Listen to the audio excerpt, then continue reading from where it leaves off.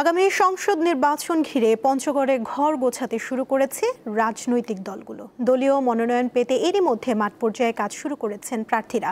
সব ক্ষেত্রে নেতাকর্মীদের সরব উপস্থিতি চোখে পড়ছে সবার।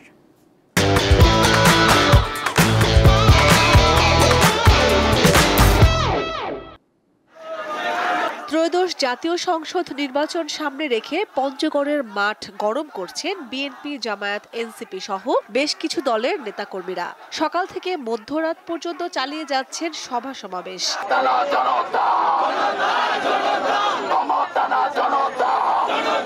বিএনপির দুর্গখ্যাত পঞ্চগড় 1 ও 2 আসর নিজেদের আয়ত্তে নিতে সক্রিয় নেতাকর্মীরা।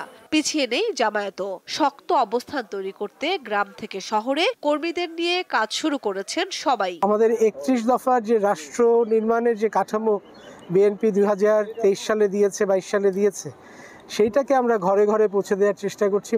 ইতিমধ্যে আমরা আমাদের নির্বাচনের প্রস্তুতি হিসেবে আমরা সকল কমিটি সেগুলো আমাদের প্রায় সব জায়গায় হয়ে গেছে। তবে নির্লোভ, ক্লিন ইমেজ ও ব্যক্তিত্ব সম্পন্ন প্রার্থীকে বেছে নিতে চান ভোটাররা।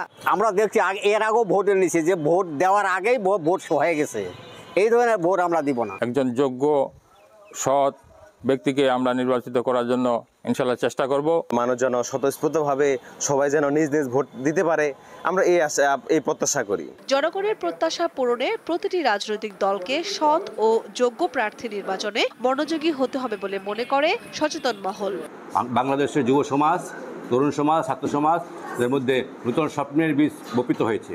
সুতরাং বাংলাদেশে আগামী দিনের যে সরকার, যে পার্লামেন্ট গঠিত হবে, সেই পার্লামেন্টে বাংলাদেশের মানুষ এবং ছাত্র সমাজ, যুব সমাজ প্রত্যাশা করে যে এমন একটি সরকার, এমন একটি প্রতিনিধিত্ব, এমন একটি পার্লামেন্ট, যে পার্লামেন্ট জনগণের কথা বলবে। জুলাই অভ্যুত্থানের পর আওয়ামী লীগ নেতাকর্মীরা এলাকায় নেই। এছাড়া জেলা আওয়ামী লীগের সভাপতি ও পঞ্চগড় 2 আসনের সাবেক সংসদ সদস্য নুরুল ইসলাম সুজন সহ বেশ কিছু নেতাকর্মী একাধিক মামলায় কারাগারে আছেন। দীপ্ত, বার্তা কক্ষ।